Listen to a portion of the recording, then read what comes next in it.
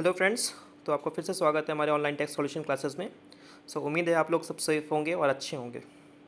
तो चलिए आज हम एक नए टॉपिक के साथ शुरुआत करते हैं, वो है आरसीएम। आरसीएम का एक्चुअली मैंने दो पार्ट्स में वीडियोस बनाए हैं, पार्ट 1 और पार्ट 2 इस वीडियो के बाद मैं रिलीज़ कर दूँगा। जीएसटी में आपने सुना समझा होगा कि इसमें दो चीज़ लगती हैं, एक है एफसीएम, एक है आरसीएम। आरसीएम थोड़ा टेक्निकल चीज़ है। इसको मैंने बहुत ही इजी लैंग्वेज में आपके लिए ड्राफ्ट विथ एनिमेशन किए हैं। एनिमेशंस आप प्लीज़ देखिएगा, इससे आपको समझ में आएगा कि कैसे इसकी कैलकुलेशन करते हैं और कैसे ये पूरा एक चेन फ्लो होता है आगे। ठीक है, तो चलिए आज के जो हम टॉपिक में कवर करने वाले हैं वो फर्स्ट है आरसीएम। आरसीएम समझना ही देखिए एक सेकेंड चीज़ है। फर्स्ट हमें समझना होगा कि एफसीएम क्या है, यानी फॉरवर्ड चार्ज मैकेनिज्म क्या है। कौन कौन से गुड्स आज आरसीएम के अंदर फॉल कर रहे हैं। पार्ट 1 वीडियो में मैं गुड्स की बात करूंगा और पार्ट 2 में मैं सर्विस की बात करूंगा।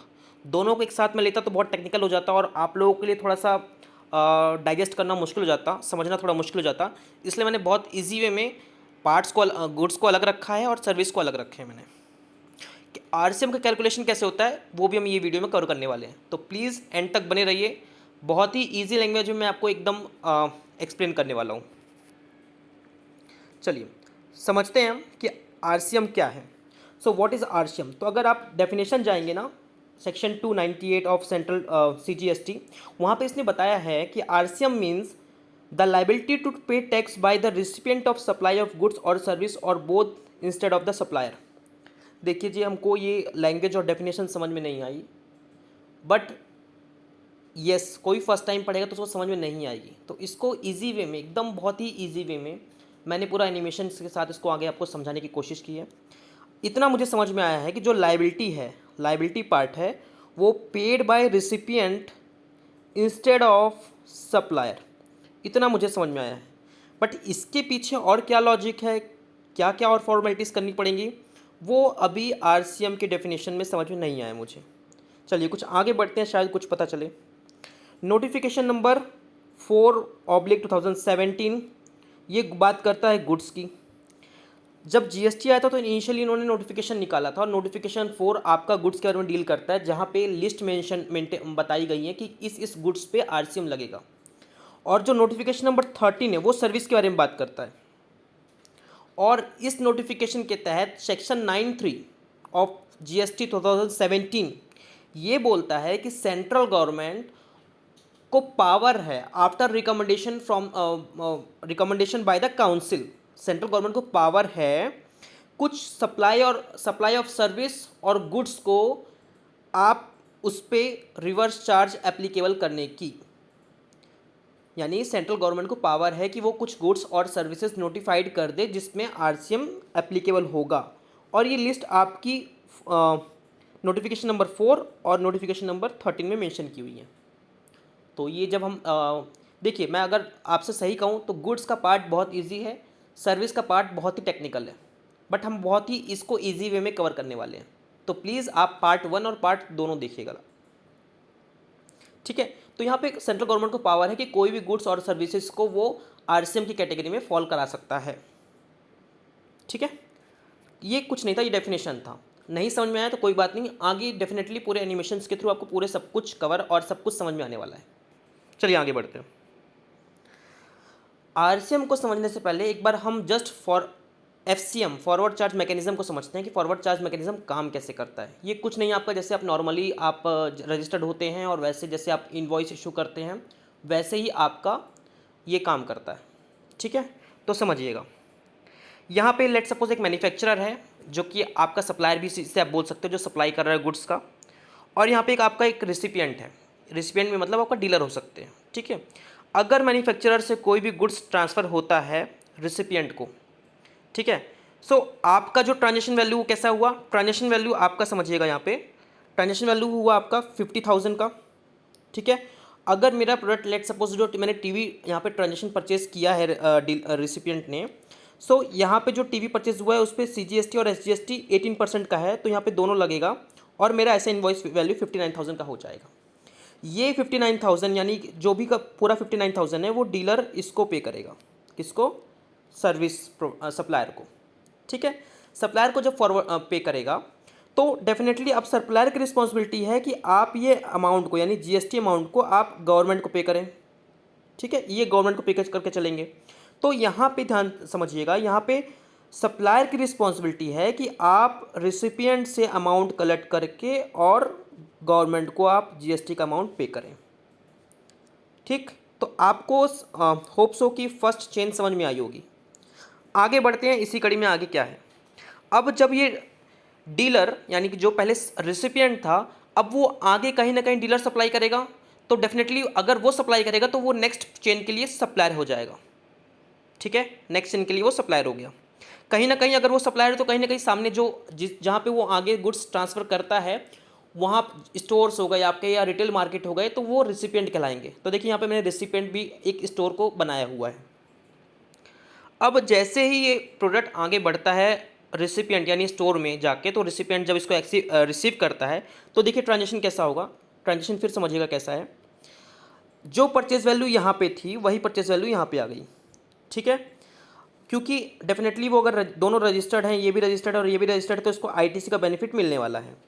नाउ अब जो डीलर है, ये डीलर जो आप देख रहे हैं, इसने अपना 10,000 रुपीज़ ऐड किया एज अ प्रॉफिट और एक्सपेंस दोनों आप मिला के 10,000 इसका बढ़ता है।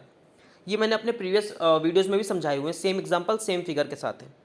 ठीक है, अब मान लीजिए ट्रांजेक्शन वैल्यू 60,000 हो गई और सेम प्रोडक्ट है तो डेफिनेटली वही रेट लगने वाला है, और आपका जो जीएसटी आता है, जीएसटी अमाउंट आता है वो 5,400 और 5,400 आता है। नाउ टोटल आपका जो इनवॉइस वैल्यू है वो 70,800 बन रहा है। सो यहाँ पे देखिएगा, डीलर जो पहले रिसिपिएंट था अब वो सप्लायर हो गया है फर्दर चेन में, और अब स्टोर हो गया रिसिपिएंट हो गया। ठीक है, अब समझते हैं कि आगे ये कैसे मूव होता है। आगे अब कैसे मूव होगा, अब स्टोर में जब कोई प्रोडक्ट पहुंच गया है तो डेफिनेटली वो कस्टमर को देंगे अपने। जैसे हम नॉर्मल कस्टमर जाते हैं मार्केट में तो हम जो शोरूम या शॉप से ही परचेस करते हैं। तो अब वो चेन कैसा है, तो इस केस में अब जो स्टोर होगा वो, ये देखिए आपका कस्टमर आ गया, अब वो हो जाएगा सप्लायर इस केस में, और वही प्रोडक्ट सेम अब कस्टमर को ट्रांसफ़र होगा। ठीक है, तो देखिए पोजीशन चेंज होता जाती है। जो पहले रिसिपिएंट था वो सप्लायर हो गया है और वो फर्दर आगे चेन ऐसी बढ़ती रहती है। अब अगेन सेम कैलकुलेशन कैसा होगा समझिएगा यहाँ पे। तो कैलकुलेशन कैसा होगा, फिर से वो ट्रांजेक्शन वैल्यू लेट सपोज कि 80,000 है, उस पर उसने जीएसटी लगाया है 7,200 और 7,200, और फाइनल प्राइस उसने 94,400 कस्टमर से चार्ज कर दिए। अल्टीमेटली रिसीवर ये है और सप्लायर ये है। तो देखिए जहाँ जहाँ पे जिसकी जिसकी रिस्पॉन्सिबिलिटी थी, यहाँ पे इसकी रिस्पॉन्सिबिलिटी थी मैन्युफैक्चरर की, तो इसने 9,000 इसने कलेक्ट किए। यहाँ पे इसकी रिस्पॉन्सिबिलिटी थी तो इसने 5,400 और यू कैन से 10,800 रुपये दोनों अगर मिला दूँ मैं अमाउंट, तो यहाँ पे इसने कलेक्ट करके सरकार को ये जमा करेंगे विद आईटीसी लेना पड़ेगा क्योंकि यहाँ पे प्रीवियस उन्होंने टैक्स जमा करके आए हैं। स्टोर की भी रिस्पॉन्सिबिलिटी होगी कि ये कलेक्ट करके कस्टमर से 7,200 और टोटल अमाउंट 14,200 ये गवर्नमेंट को पे करेंगे सब्जेक्ट टू आईटीसी सभी अपने अपने चेन का लेके चलेंगे। तो ये आपका पूरा कॉन्सेप्ट हो गया फॉरवर्ड चार्ज मैकेनिज्म जो आप नॉर्मल फॉलो करते हैं। ठीक है, तो मुझे नहीं लगता कि आपको यहाँ पे कोई भी दिक्कत आई होगी। चलिए अब आगे बढ़ते हैं कि अब समझते हैं एफसीएम तो समझ लिया, अब आरसीएम कैसे वर्क करता है ये समझिएगा। सो यहाँ पे मैंने एग्जांपल ऐसा लिया है, यहाँ पे मैंने मैन्युफैक्चरर और डीलर से स्टार्ट ना करते हुए कुछ ऐसे गुड्स स्पेसिफाइड हैं जो फार्मर से परचेस करते हैं। तो आपके जो टोबैको लीव्स है ना वो फार्मर ही ग्रो करते हैं। ठीक है, तो यहाँ पे मैंने जो सप्लायर है इनिशियली वो फार्मर लिया है।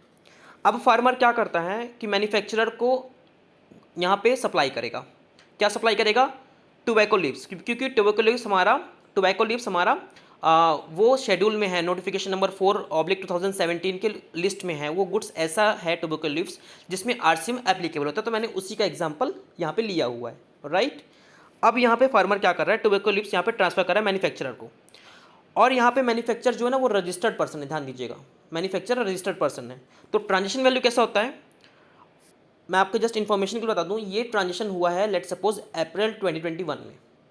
इसका जो ट्रांजेक्शन हुआ, जो परचेज और सेल हुआ वो अप्रैल 2021 में हुआ है।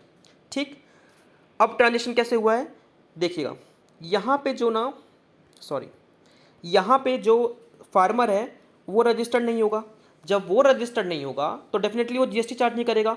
वो 50,000 का एक आपको बिल दे देगा, या ये कह सकते हैं कि मैन्युफैक्चरर ने उसको 50,000 रुपीज़ पे कर दिए उस ट्रांजेक्शन के बदले में। अब नाउ ये मैन्युफैक्चरर जो कि खुद रजिस्टर्ड है, ये रजिस्टर्ड है जीएसटी में, अब इसकी रिस्पॉन्सिबिलिटी बनती है कि आपको इस पे रिवर्स चार्ज पे टैक्स लगाना पड़ेगा।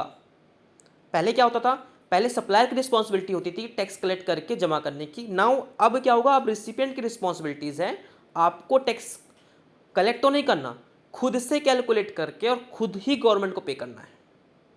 समझ गए? रिसिपिएंट को इस केस में किसी से टैक्स कलेक्ट नहीं करना है, ना ही फार्मर से, ना ही नेक्स्ट चेन से। खुद से कैलकुलेट करो कि उस प्रोडक्ट पे यानी उस गुड्स पे कितना टैक्स बन रहा है एंड आपको वो अमाउंट पे करके चलना है।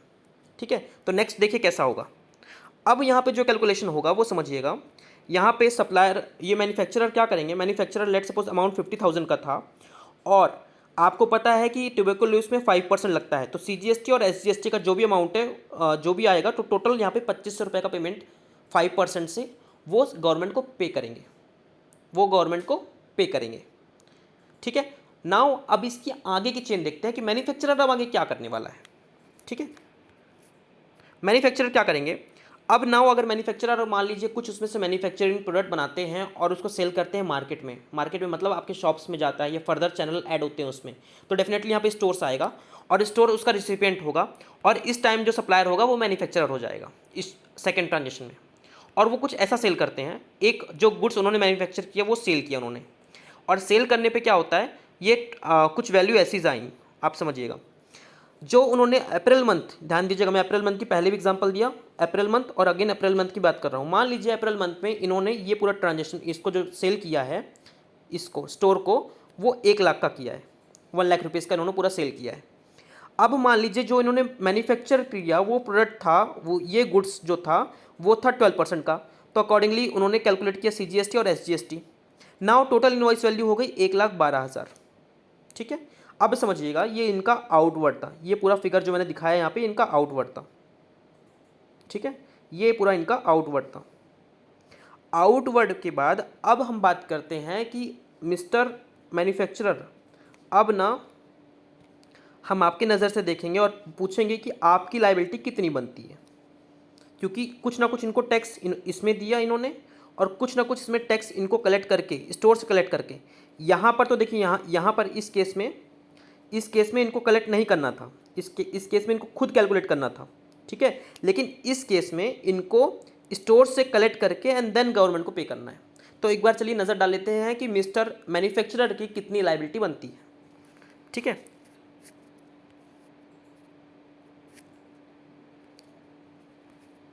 अब इस केस में मिस्टर मैन्युफैक्चरर की टैक्स लायबिलिटी बनती है for the month of April. April का रिटर्न वो कब भरेंगे, मई में भरेंगे और मई में ही पेमेंट करेंगे। तो समझिएगा अप्रैल पूरा खत्म हुआ, अब उनका जो सेल था वो 1 लाख था, 1 लाख के अकॉर्डिंग उन्होंने टैक्स कैलकुलेट किया और कुछ उनका आरसीएम का भी लायबिलिटी बनता था। तो कैसा होगा समझिएगा, अब आपका जो टैक्स बन रहा है वो आउटवर्ड सप्लाई, वो यहाँ से मेरा आया, ये फिगर से आया। ठीक है, जो उन्होंने सेल किया ये फिगर से यहाँ पे आ गया। टैक्स ऑन इनवर्ड सप्लाई जो उन्होंने कैलकुलेट किया था, जो 50,000 पे लगना था 5%, तो वो ले लिया। अब टोटल टैक्स लायबिलिटी इनका 7,250 फॉर सीजीएसटी, 7,250 फॉर एसजीएसटी। ध्यान रहे एक चीज़ बहुत इंपॉर्टेंट है, नोट कर लेना, एक चीज़ कान खोल के सुनिए प्लीज़। जो आउटवर्ड सप्लाई का टैक्स है ना, जो आउटवर्ड सप्लाई का टैक्स है 6,000 और 6,000 12,000, इसको आप आईटीसी से पे कर सकते हैं। अगर इस मैन्युफैक्चरर के पास आईटीसी है, इसको आप आईटीसी से पे कर सकते हैं। ठीक है, इसको आप आईटीसी से एडजस्ट करते हैं, मतलब उस टाइम पे आपको बैंक से और कैश से पेमेंट करने की ज़रूरत नहीं है। लेकिन जो आरसीएम की लायबिलिटी है ना, आरसीएम की लायबिलिटी, इसको आपको कैश से पे करके चलना पड़ेगा, कैश से पे करके चलना पड़ेगा, इसमें आप आईटीसी यूज़ नहीं कर सकते हैं। समझ में आया? नेक्स्ट एक और इम्पॉर्टेंट पॉइंट, ये जो आप आरसीएम मई मंथ, अप्रैल मंथ की लायबिलिटी मई में पे कर रहे हैं ना, तो आपका सेम अमाउंट, ये जो 1,250 और 1,250 2,500 आपके नेक्स्ट पीरियड में आपके आईटीसी में ऐड हो जाएगा। मतलब ये 1,250 रुपये और ये 1,200 रुपये, मतलब टोटल 2,500 रुपये आपका लॉस नहीं है। ये डेफिनेटली आपका 1 मंथ का आपका कैश ब्लॉक हो सकता है या बैंक बैलेंस ब्लॉक हो सकता है, but yes next to next month आपको उसका बेनिफिट आपके वो आईटीसी में ऐड होके आएगा। ठीक है, तो ये आपका लॉस नहीं है, ये मैं पहले ही बता रहा हूँ। ये जस्ट आपका 1 मंथ के लिए आपका पैसा ब्लॉक हो रहा है, आपको फॉर्मेलिटी के नाम पे कैश खुद आरसीएम के तहत पे करके चलना पड़ रहा है और आपका फंड ब्लॉक हो रहा है। नेक्स्ट मंथ आप इसको यूज़ कर सकते हैं। ठीक है, तो ये पूरा कॉन्सेप्ट था आपका आरसीएम का। चलिए एक ओवरव्यू देता हूँ कि इसका लॉजिक क्या है। इसका लॉजिक क्या है, अभी जस्ट मैं एक रेक्टिफिकेशन है मेरे साइड से, मैं आपको बता देता हूँ। ये जो यहाँ पे मैंने स्लाइड प्रिपरेशन में थोड़ा सा मिस्टेक हो गया, ये आरसीएम है, इसको आरसीएम कर लीजिएगा, ये आरसीएम है, ये आरसीएम है, ठीक है ना, ये पूरा आरसीएम का स्लाइड था। ठीक है, अब आगे बढ़ते हैं। एक ओवरव्यू है, एक लॉजिक इसके पीछे क्या है समझिएगा। अगर हम नॉर्मल चार्ज में देखते हैं, यानी फॉरवर्ड चार्ज मैकेनिज्म में देखते हैं कोई चीज़, तो समझिएगा एक सप्लायर है और इतने सारे रिसिपिएंट हैं। जैसे हम लोग एक नॉर्मल कस्टमर्स हैं, तो हम एक कस्टमर्स हैं, हम जब कोई भी गुड्स परचेज करते हैं तो हम उसको ना गुड्स का वैल्यू प्लस जीएसटी का अमाउंट इसको देते हैं। ठीक है, हम इसको गुड्स का वैल्यू प्लस इसको सप्लायर को हम गुड्स का वैल्यू प्लस जीएसटी भी देते हैं। अब नाउ सप्लायर की रिस्पॉन्सिबिलिटी है कि आप जीएसटी पार्ट गवर्नमेंट को पे करो। ठीक है, क्यों? गवर्नमेंट को इतने लोगों पे कंट्रोल करना मुश्किल है, तो उन्होंने किसको पकड़ा? उन्होंने पकड़ा सप्लायर को, ठीक है, कि आप इनसे कलेक्ट करके इनसे आप पूरा कलेक्ट करिए और फिर मुझे पैसा दीजिए। ठीक, इतने लोगों की गर्दन पकड़ना इजी नहीं है गवर्नमेंट को, इसलिए गवर्नमेंट ने एक ही इंसान की गर्दन पकड़ी और बोला कि ये आपकी रिस्पॉन्सिबिलिटी है कि आप सबसे पैसा कलेक्ट करके मुझे लो। डेफिनेटली ये जितने भी कस्टमर्स हैं और जितने भी आपके ये छुटपुट लोग हैं ना, बहुत छोटे लोग, ये कैटेगरी में आते हैं। और ये हर एक व्यक्ति रजिस्टर्ड नहीं होगा कि मैंने इससे परचेस किया तो मैं पे करके आऊँगा। ठीक है, तो इन्होंने जस्ट एक बड़े व्यक्ति को पकड़ा, जैसे सप्लायर, एंड सप्लायर को बोला कि आप टैक्स दो हमें, दैट्स इट, और ये पूरी फॉर्मेलिटी आपको करनी पड़ेगी। ये आपका होता है एफसीएम के अंदर, ये बात कही गई है जो हम नॉर्मल देखते हैं। नाउ आरसीएम में क्या होता है समझिएगा। आरसीएम में मल्टीपल सप्लायर्स होते हैं। ठीक है, आप समझिएगा, जैसे ये आपके सप्लायर्स हो गए, आपके इस कैटेगरी में आ गए फार्मर्स, जो सप्लायर्स हो गए फार्मर्स आ गए, छोटे मोटे लोग आ गए जो बड़े लोगों को सर्विस और गुड्स सप्लाई करते हैं, तो क्या इन छोटे व्यक्तियों को रजिस्ट्रेशन की ज़रूरत है? भाई कितने लोगों का रजिस्ट्रेशन कराओगे आप? एन नंबर्स हो जाएंगे, मतलब आप छोटा सा भी ट्रांजेक्शन करोगे तो आपको रजिस्ट्रेशन लेना मैंडेटरी है। उसको छोड़ो, आप ना बड़े लोगों की गर्दन पकड़ो। तो यहाँ पे गवर्नमेंट ने बोला कि हम आपको, सप्लायर सुनो, रिसिपिएंट सुनो, हम आपकी गर्दन पकड़ेंगे अगर आप कोई ऐसा ट्रांजेक्शन करते हो जो हमारे शेड्यूल में मेंशन है, जो गुड्स और सर्विसेज मेंशन हैं। अगर वैसा कोई कैटेगरी का आप अगर सर्विस और ट्रांजेक्शन करते हो तो इसमें आप खुद होके टैक्स कैलकुलेट करो और हमको इस पर टैक्स चाहिए, यानी कि गवर्नमेंट का कभी भी रेवेन्यू लॉस नहीं होना चाहिए, ये पर्पस है। तो इस केसेस में जो टैक्स होगा ना, वो ये बंदा रिसिपिएंट पे करके चलेगा। यही डिफरेंस है आरसीएम और एफसीएम में, ये लॉजिक इसका।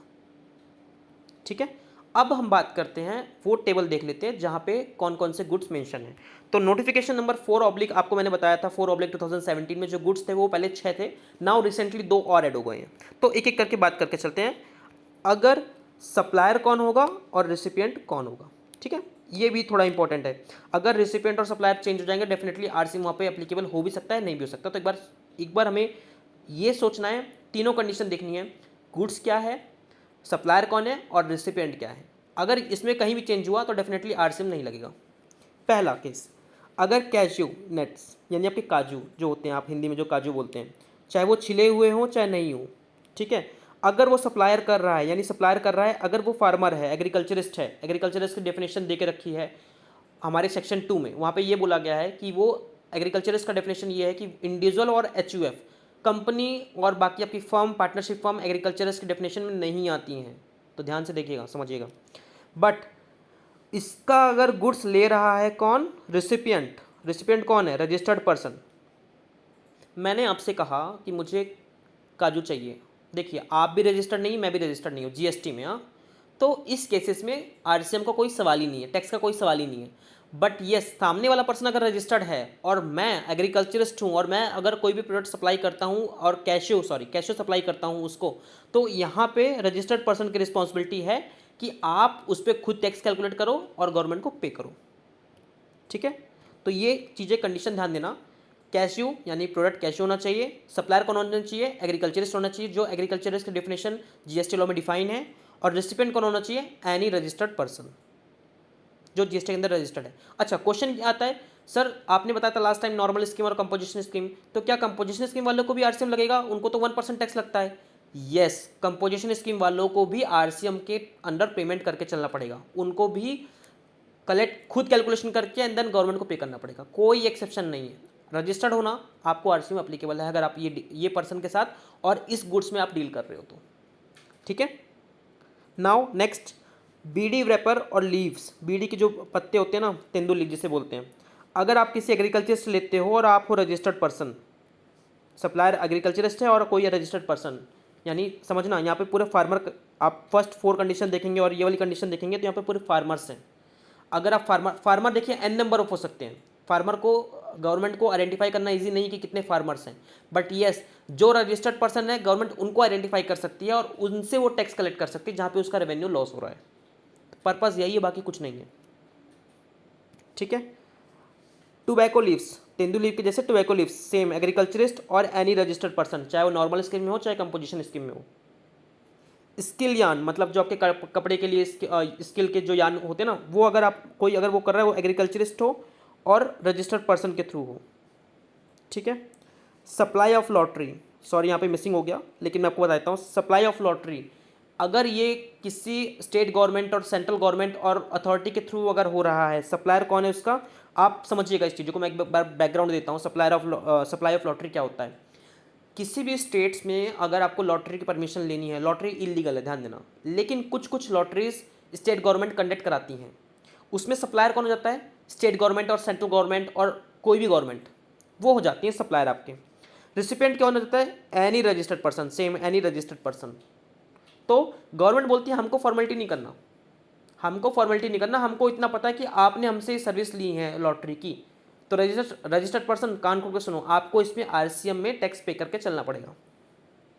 ठीक है, 6, कभी आप मार्केट गए होंगे, मैं भगवान ना करे ऐसा किसी के साथ हो, लेकिन कभी आप मार्केट गए हों और आपका अच्छा खासा चालान बना हो और आप बस जिद करने लग गए कि नहीं नहीं मैं चालान पे नहीं करूँगा, फिर आपकी गाड़ी सीज करते हैं वो लोग, और मान लो 10-12 साल हो गए वो जो उनका पीरियड होता है गवर्नमेंट का, और उन्होंने जस्ट आपकी गाड़ी सीज करके अब सोचा कि यार इतने सारे गुड्स, इतने सारे व्हीकल्स हो गए हैं, तो क्यों ना हम इसको सेल आउट कर दें मार्केट में। तो कोई ऐसा व्हीकल जो यूज्ड हो या जब्त किया गया हो, मान लीजिए कोई पर्सन था बहुत टैक्स को बहुत चोरी करता था, now recently income tax department ने सोचा कि चलो इनके यहाँ रेट डाली जाए और उनके सारे गुड्स सीज कर दिया, गुड्स में व्हीकल भी था। ठीक है, और उसमें व्हीकल और आपके गुड्स भी थे, अब उनको वो लेने आया ही नहीं, 10 साल हो गए 15 साल हो गए, इसको सरकार करे क्या भाई, बार बार नोटिस भेज दिया उसको कि भाई अपना गुड्स ले जाओ, पेनल्टी पे कर दो, वो नहीं कर रहा, तो अब सरकार इसको नीलामी करनी जा रही है, ऑक्शन करने जा रही है। तो अगर यूज्ड गुड्स और आपका क्या कहते हैं व्हीकल्स और जो भी सेज किए गए हैं, वेस्ट स्क्रैप, सरकारी गाड़ियाँ भी होती हैं, एक सर्टेन पीरियड के बाद वो सोल कर देते हैं, ऑक्शन में सोल कर देते हैं, तो अगर वो बिलोंग करती हैं central government, state government, union territory और लोकल अथॉरिटी वालों को, और वो परचेस करता है कोई पर्सन जो कि रजिस्टर्ड है under GST, then registered person सुनो, आपको खुद कैलकुलेट करके आपको जीएसटी पे करना पड़ेगा। लेट सपोज अगर व्हीकल का जीएसटी रेट है 28%, ओल्ड व्हीकल है भले आपने 1 लाख रुपीज़ में परचेस किया है, तो आपको 1 लाख पे 28%, दैट इज आपका 28,000 आपको खुद कैलकुलेट करके on the behalf of central government और ये सब आपको पे करना पड़ेगा। ठीक है, डेफिनेटली उसका आपको अगले महीने इनपुट मिल जाएगा, बट येस 1 मंथ के लिए आपका बैंक बैलेंस ब्लॉक हो जाएगा वहाँ पे। ठीक है, नाउ रॉ कॉटन, अगर कोई फार्मर अपने खेत से और अपने खलिहान से खेती करता है कॉटन की, कपास की, ठीक है, तो अगर वो एग्रीकल्चरिस्ट है और वो सप्लाई करता है किसी रजिस्टर्ड पर्सन को, तो डेफिनेटली रजिस्टर्ड पर्सन यहाँ पे अपना आरसीएम कैलकुलेट करके एंड लाइबिलिटी पे करके चलेंगे। एग्रीकल्चरिस्ट को पकड़ना मुश्किल है, तो आप रजिस्टर्ड पर्सन मैं आपको पकड़ूंगा, गवर्नमेंट ऐसा कहती है, और वहाँ पे टैक्स पे करके चलना पड़ेगा। ठीक है, लास्ट है प्रायोरिटी सेक्टर लेंडिंग सर्टिफिकेट। ये एक एक्चुअली क्या होता है, बैंक्स जो होते हैं ना आपके, वो किसी स्पेशल सेक्टर को प्रमोट करते हैं। प्रमोट मतलब उनको समझ में आया, मान लीजिए लेट सपोज कि स्टील का सेक्टर, स्टील इंडस्ट्री बहुत वीक है, उनको स्पेशल एक पैकेज देते हैं, उनके लिए अलग से एक लोन रखते हैं। हमारा जो बजट है 100% लोन का, उसमें से हम 70% तो सिर्फ स्टील वालों को ही देंगे। ऐसा कोई स्कीम और ऐसा कोई सर्टिफिकेट अगर है तो any registered person to any registered person, समझिएगा, बैंक हमेशा रजिस्टर्ड होते हैं जीएसटी के अंदर, और सामने जो सर्विस लेगा डेफिनेटली अगर कोई वो इंडस्ट्री ओपन कर रहा है तो वो भी रजिस्टर्ड पर्सन ही होगा।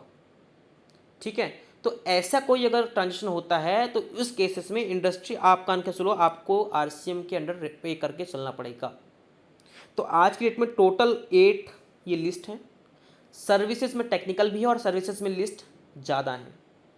गुड्स का कवर हो गया लेकिन सर्विसेज का टेक्निकल है, बट येस मैं पूरी कोशिश करूंगा कि मैं आपको हर एक कैटेगरी एनिमेशंस के थ्रू बताऊं। ठीक है, चलिए आगे बढ़ते हैं। तो पूरी कहानी का क्रक्स क्या रहा, अब आप क्रक्स की बात करेंगे तो समझिए मेरी बात को, ध्यान से समझिएगा। एफसीएम यानी फॉरवर्ड चार्ज मैकेनिज्म की जो लाइबिलिटी है वो सप्लायर पे करता है। जी सर, समझ में आया हमें। आरसीएम की जो लाइबिलिटी है वो रिसिपिएंट पे करता है, खुद कैलकुलेट करके खुद पे करेगा, खुद पेमेंट करेगा और खुद अपने रिटर्न में भी शो करेगा कि मैंने आरसीएम में कितना पेमेंट किया है। पूरी फॉर्मेलिटीज़ रिसिपिएंट को करनी पड़ती है। ठीक है, आरसीएम का पेमेंट ना हमेशा कैश और बैंक से यूज़ हो सकता है, आईटीसी नहीं यूज़ हो सकता for payment of RCM liability. आपका इनपुट टैक्स क्रेडिट भले करोड़ों में आपके पास बैलेंसेस है, बट आप वो यूज़ नहीं कर सकते, आपको अपना बैंक और कैश से पेमेंट करके ही चलना पड़ेगा। ठीक है, एंड द लास्ट वन, आपको पता है भले इसमें आप रजिस्ट्रेशन के लिए लायबल नहीं है, बट ऐसी कोई सर्विसेज है, नोटिफिकेशन नंबर 5/2017 बोलती है, ऐसी कोई सर्विसेज और गुड्स है, सप्लाई है, जहाँ पे जो आरसीएम के अंदर फॉल करती है, तो रिसिपिएंट कान खोल के सुनो, आपको अंडर सेक्शन 24 आपको रजिस्ट्रेशन लेके चलना पड़ेगा, आपको जीएसटी में रजिस्ट्रेशन करा के चलना पड़ेगा। आपका टैक्स, आप ऐसे पर्सन नहीं हो जो आप लाइबल हो रजिस्ट्रेशन के लिए, बट येस आप कोई ऐसे ट्रांजेक्शन करने जा रहे हो जो सप्लाई आरसीएम में फॉल करती है, तो रिसिपिएंट आपको तुरंत रजिस्ट्रेशन करके चलना पड़ेगा और आरसीएम में टैक्स पे करना पड़ेगा। ये आपको कंपोजिशन स्कीम में मैंने आपको लास्ट टाइम बताया था, आप पुराने वीडियोस देख लें। ठीक है, सो उम्मीद है कि आपको ये वीडियो पसंद आया होगा। मैं इसका नेक्स्ट पार्ट बी जल्दी रिलीज़ करूँगा और वो बहुत टेक्निकल रहेगा, बट येस मैं बहुत ईजी लैंग्वेज में जाऊँगा और होप सो आपको सब समझ में आएगा। सो प्लीज़ अगर आपको ये समझ में आया तो प्लीज़ मेरा चैनल सब्सक्राइब करें, लाइक करें, कमेंट करें। आपके कोई भी अगर इससे रिलेटेड क्वेश्चंस हैं तो प्लीज़ कमेंट बॉक्स में ड्रॉप करिए। हमको फेसबुक में आप फॉलो करिए, फेसबुक में हमारा ऑनलाइन टैक्स सॉल्यूशन करके पेजेस हैं, उसमें आप फॉलो करिए, वहाँ पे अपने क्वेश्चन पूछिए। हम कुछ सर्विसेज भी देते हैं, प्लीज़ उसको, उस बेनिफिट्स को अवेल करिए। Thank you so much, thanks.